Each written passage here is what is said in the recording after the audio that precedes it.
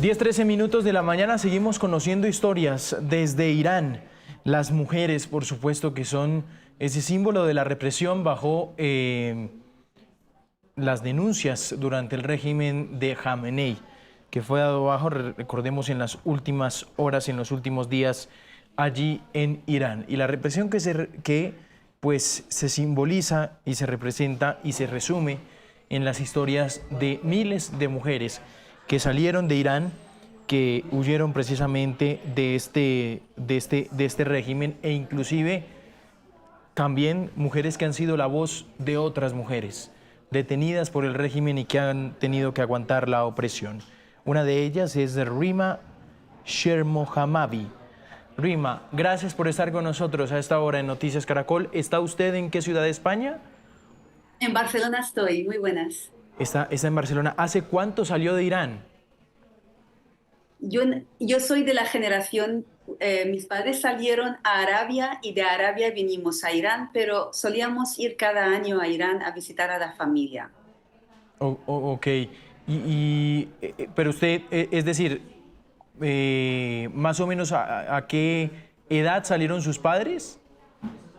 Mis padres salieron cuando ellos tenían 27 y 32 años y pasaron prácticamente toda su vida fuera de Irán, aunque sí como una familia que emigra fuera, sí que iban y volvían a Irán hasta que estalló la revolución y ya no pudieron volver.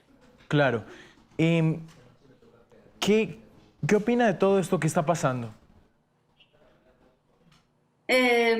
Sentimientos mixtos. Por un lado, obviamente, un país poderoso no puede, por propia voluntad, intervenir y tirar bombas a otro país bajo ninguna justificación. Pero por otro lado, también veo la realidad de mi gente en Irán, que tantas veces han salido fuera sabiendo que van a dar su vida o en el mejor de los casos les esperan años en la cárcel y a pesar de ello han salido y han hecho grandísimos sacrificios en todos los sentidos, pero ninguna institución, organización mundial, la comunidad internacional ha sido un tanto indiferente a todo lo que han pasado y han padecido los iraníes, especialmente estas últimas protestas en el mes de enero, donde murieron miles y miles de iraníes. Las cifras exactas no las sabemos, pero muchos hablan de hasta 50.000 personas que han muerto como resultado de la represión sufrida en Irán. Y entonces me pregunto, al igual que muchos iraníes, ¿qué solución hay para un país que se siente secuestrado por su Estado? ¿Qué otra posibilidad hay si si el Consejo de Seguridad de la ONU no toma una acción, no toma una decisión al respecto? Entiendo la reacción de muchos iraníes que celebran la intervención militar porque se imaginan que con ella es probable que llegue la democracia también a Irán. Claro. Eh, Ustedes, digamos, en las mujeres, y usted que la ha tenido que ver muy de cerca, ¿cuál es la realidad o cuál fue la realidad? Ojalá para muchos uno pueda hablar en pasado de vivir bajo el régimen de Jamenei. Las mujeres en Irán, desde los primeros días post-revolución, cuando vieron que la República Islámica recién establecida había aprobado, las primeras leyes que aprobaron fueron leyes discriminatorias hacia las mujeres, que además habían sido aliadas para que ganara la revolución en Irán.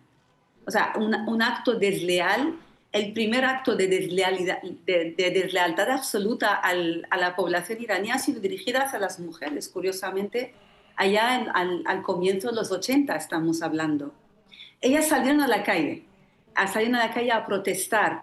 Primero fue por la imposición del velo y después la ley del divorcio que solamente le permite al hombre. Y luego fue que la edad penal de las mujeres es a las 9 años, es la edad penal de las niñas, y para los chicos son 15 años. Eso quiere decir que si una niña de 9 años comete un delito, aunque sea involuntario, por ley se le va a perseguir y se le va a detener. En general, si nos podríamos estar mirando todos los artículos del Código Civil y Penal iraní, pero si tuviera que resumirlo, le diría la mujer, tanto en cuanto a su lógica como a su cuerpo físico, cuenta la mitad, su existencia cuenta como la mitad de la de un hombre.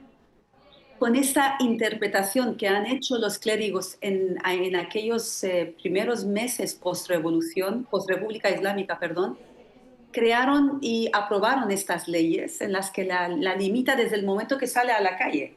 El momento que sale a la calle tiene que llevar algo.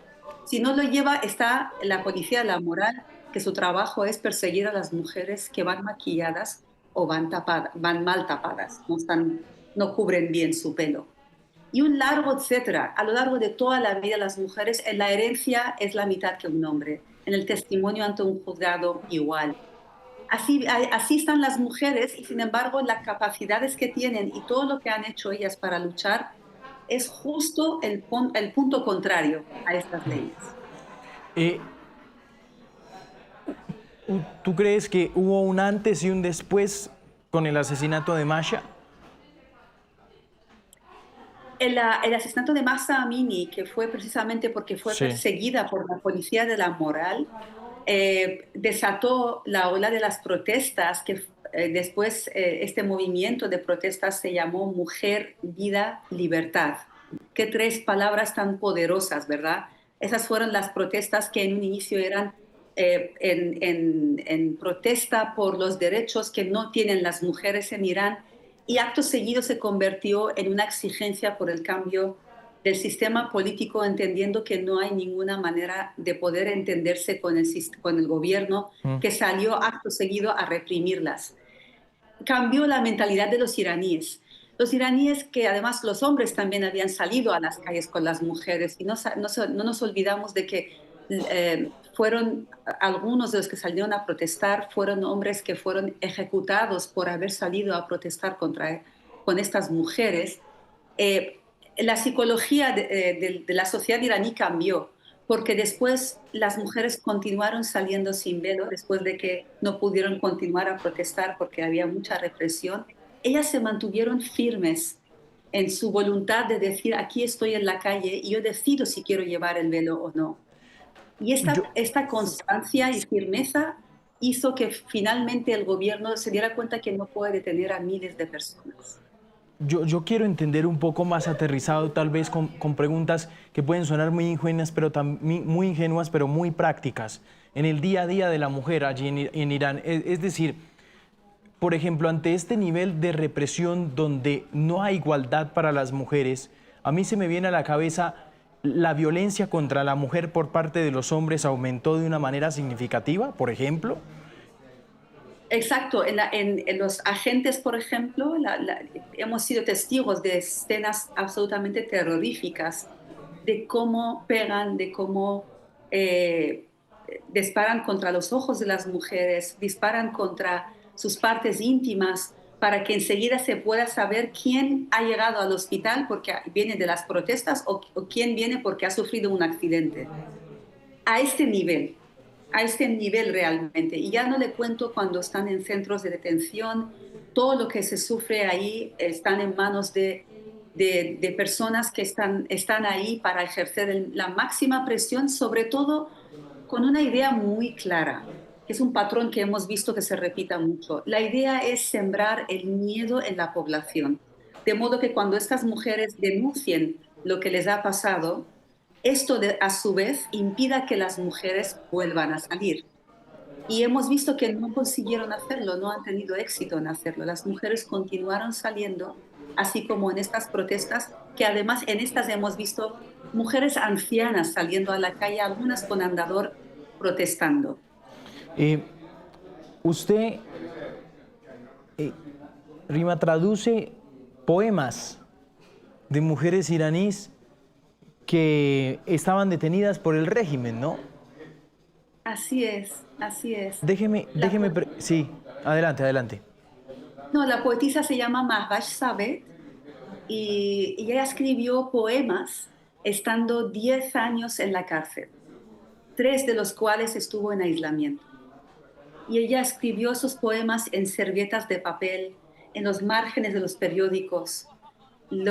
Cuando la otra presa que estaba con ella en esta celda pequeña, que ella describió que era una celda de 3 por 4, cuando ella salió en libertad, Mahvash decidió aplastar estos papeles, esconderlo en el abrigo de esta compañera de celda. Ella lo sacó fuera. Estos poemas fueron traducidos al inglés. Sí. Ganó el premio, ella fue autora PEN Internacional, estando en la cárcel. Y luego, posteriormente, mi compañera Amaya Blanca y yo estuvimos trabajando la traducción de este poemario al español. Y es una de las historias pues, más conmovedoras. Eh, ¿Qué parte de ese poema más le marcó de lo que escribió ella? Hay un poema muy corto en la que ella le está hablando a un gorrión y en el poema dice que em, te veo comiendo un, un trozo de pan congelado y, y en algún momento alza el vuelo, se va el gorrión. Y dice que ella se imagina al gorrión diciendo como si tú estás destinado a volar, ¿por qué te entretienes con un trozo de pan congelado? ¿Por qué estás aquí en la tierra entretenido comiendo eso? Como queriendo decir, el alma humana está para remontar y estar a otros niveles, buscando desarrollarse, sus cualidades espirituales, su mente, desarrollar su mente. No tiene que estar pensando en las limitaciones de este mundo terrenal. Tiene poemas sumamente, increíblemente bellos, teniendo en cuenta que los ha escrito en uno de los lugares más oscuros realmente de un país, que es la celda de una prisión como la prisión famosa de Evin, donde muchos activistas iraníes han pasado muchos años de sus vidas encerrados ahí.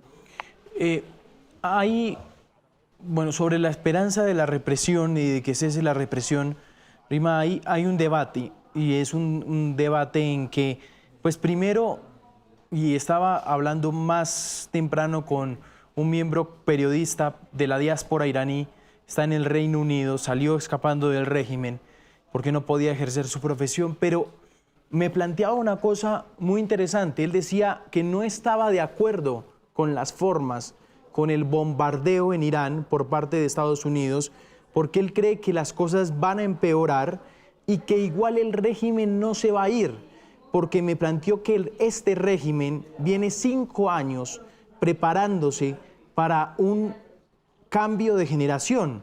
Entonces, ¿usted cómo ve ese planteamiento? ¿Cómo ve el cambio de un nuevo líder? ¿Ve realmente el fin de una república islámica en Irán? Yo veo el comienzo del fin de la República Islámica de Irán.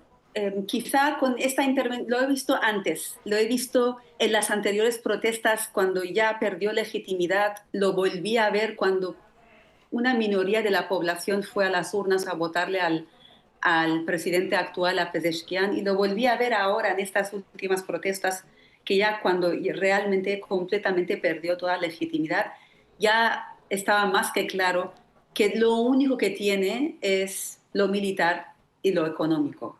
No tiene y no cuenta con lo social.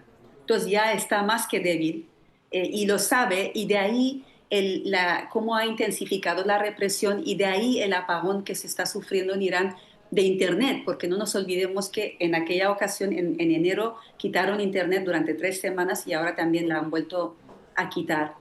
Yo, en general, no creo que la estabilidad, la paz y estabilidad venga o nazca desde una guerra. Eso es un principio en el que yo creo. Pero como estamos aprendiendo como humanidad que realmente decir los principios de esta manera, pero no contextualizarlos, podría sonar como algo bonito, pero no real, o no estamos respetando realmente el sufrimiento de otros seres humanos. Yo a la vez también veo cómo los iraníes han salido a la calle siempre de manera pacífica y nadie les ha prestado ningún tipo de apoyo y ayuda. Y yo también, como ellos, me pregunto, ¿qué opción o qué solución hay? Estoy convencida que quien interviene, bien, interviene por sus intereses, está claro. Si Sí. fuera porque fuera por la gente, hemos tenido tantos episodios tan terribles en Irán que esperábamos que realmente fuera, aunque sea por solidaridad, por clemencia, que vinieran a rescatar, pero no fue el caso. Y Irán no es el único país que está sufriendo. Obviamente, tenemos tantísimos países en el mundo cuya gente está sufriendo mucha violencia. Entonces, es la obligación de la comunidad internacional hacerlo, pero ¿acaso lo hace? Sabemos que no lo hace, por desgracia. Y hay como un camino muy largo que han recorrido los propios iraníes.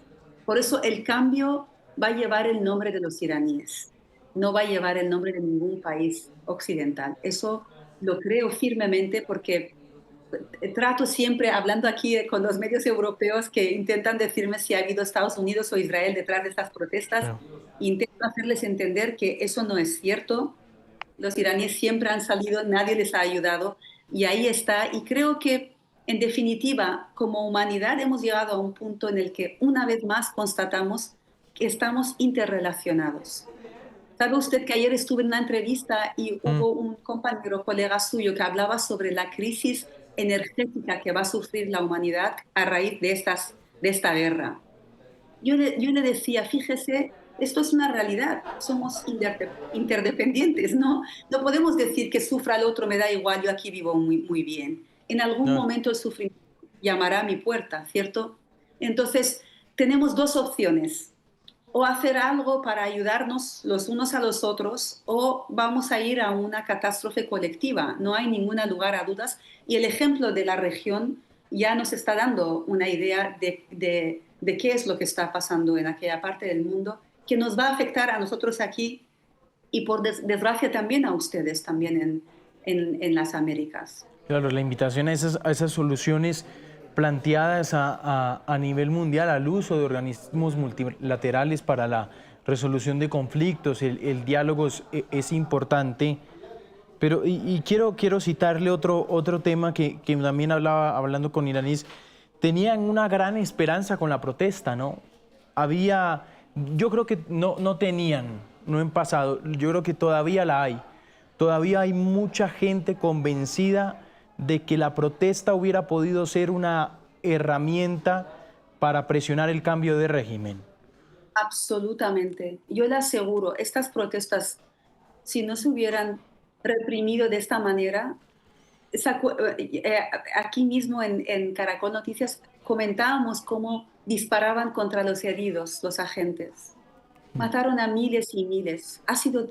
Irán vive una trauma colectiva realmente por la violencia y yo sé que eh, ahí en América Latina ustedes saben qué es sufrir y saben qué es sufrir la violencia realmente. Y creo que a pesar de eso, a mí me emocionaba mucho ver cómo a los 40 días en Irán se hacen ceremonias de luto, donde todo el mundo llora, se escuchan cánticos del Corán, es tradicional y religioso. Esta vez la sociedad iraní, para decirle al mundo, no queremos saber nada de este gobierno que se autodenomina religioso, pero que no lo es, decidieron poner música y bailar encima de las lápidas donde están enterrados sus hijos. Esta era la campaña de las madres en muchas ciudades del país diciendo: nuestros hijos han dado su vida para el cambio y nosotros estamos aquí para decir que este camino continúa. Es esta clase de sociedad de la que estamos hablando y por eso me da mucha pena que mi gente esté sufriendo ahora mismo, mientras hablamos usted y yo, la represión del Estado contra ellos y también las bombas. Las bombas tienen su efecto. Antes de entrar a hablar con ustedes, me Sí, llegaron cuatro SMS y me gustaría leerlos, si me permite. Esos adelante. SMS son de Irán. Ellos no reciben mis respuestas, pero me ponen O sea, un cómo le amigo. llegan los mensajes? O sea, le llega por texto, mensaje de SMS, texto. Ok, exacto, es un perfecto. mensaje de texto. Esto es Exacto. bien Me, interesante. A ver, me adelante. dice, me dice, hay una parte de Teherán que está completamente oscura, Rima, no hay luz. Los cajeros automáticos no funcionan. En nuestra calle hay familias que no tienen dinero efectivo. El panadero ha decidido hacer pan y a estas familias no cobrarles. Empieza a haber escasez de alimentos en las tiendas. ¿Tú crees que habrá salida de eso? Y claro, me pregunta y él sabe que yo no voy a poder, o sea, si yo respondo no voy a recibir la respuesta, pero la pregunta para mí era o sea, realmente una pregunta como para reflexionar y Claro. decir, mira, ¿dónde estamos? O sea, literalmente el fin del mundo. Y lo trágico de todo eso es que cuando nosotros hablamos de las vidas y del peligro que están corriendo esos amigos míos, lo duro es que muchos compañeros míos iraníes piensan que si yo hablo de eso, estoy diciendo que porque ha habido intervención, que obviamente lo estoy diciendo, porque ha habido intervención, y Sí, que además esto se puede interpretar como estar a favor del gobierno. Entonces yo Ri- claro. me doy cuenta que estamos en un momento en el que tenemos que definir las cosas. No puede ser que cada vez que alguien habla, enseguida pensemos como no dice exactamente lo que yo espero y digo, No, no, seguro no, que exacto. algo le pasa a esa persona, ¿no? Y esas son la Hay que estar herencia mucho que más nos dio abiertos una a los dictadura. diálogos. Esa es la herencia, sí. Rima, yo quiero preguntarle esto. ¿Tiene más testimonio? Digo, lo que nos acaba de leer creo que es la parte más importante de la entrevista, lo que acaba de suceder. Porque no tenemos cómo, hemos tratado de, por cielo, mar, tierra, como se dice popularmente, tratar de contactar a alguien en Irán para poder visibilizar lo que está pasando en Irán. Y lo que usted acaba de hacer nos acaba de dar una pista muy valiosa. ¿A usted le han llegado más testimonios desde allí? En realidad, estaba yo misma sorprendida porque esta mañana yo le decía a varios medios, no estoy recibiendo ningún tipo de mensaje y que no nos olvidemos que los únicos que están ahora mismo difundiendo noticias es el gobierno iraní porque cerró Internet y ahora es el único que ofrece narrativa al mundo de fuera y el mundo de fuera está recibiendo todo lo que dice el gobierno iraní. Ese es el poder de apagar Internet, ¿no? Claro. Y sin embargo, justo decía esto esta mañana y decía el único SMS que recibía el primer día de la intervención, ese mismo amigo me puso, están bombardeando Irán de una manera que no te puedes ni imaginar. Y luego otro SMS diciendo, no sé si estás recibiendo mis mensajes. Y ya no recibí nada hasta hoy con estos mensajes que además vinieron como uno detrás de otro. Supongo que son de varios días, de esos últimos días, pero me han llegado todos seguidos. Claro, Pero realmente la cara de la guerra, sí, porque es una es- guerra, exactamente. no es Es- una liberación de un país, es una guerra. Que traiga libertad para el país habrá que verlo y tenemos que esperar para poder constatarlo. No tenemos ninguna prueba ahora mismo de lo que habrá. Pero a pues juzgar por lo que dice el presidente Trump, nos esperan días muy duros. ¿Qué querrá decir eso? exactamente, que es lo que hoy nos tiene en vilo. Rima Shermohamavi nos atiende a esta hora muy amablemente aquí en Noticias Caracol. Ha sido usted muy amable, Rima. Gracias por su testimonio. Muchísimas gracias a ustedes por el espacio. Gracias.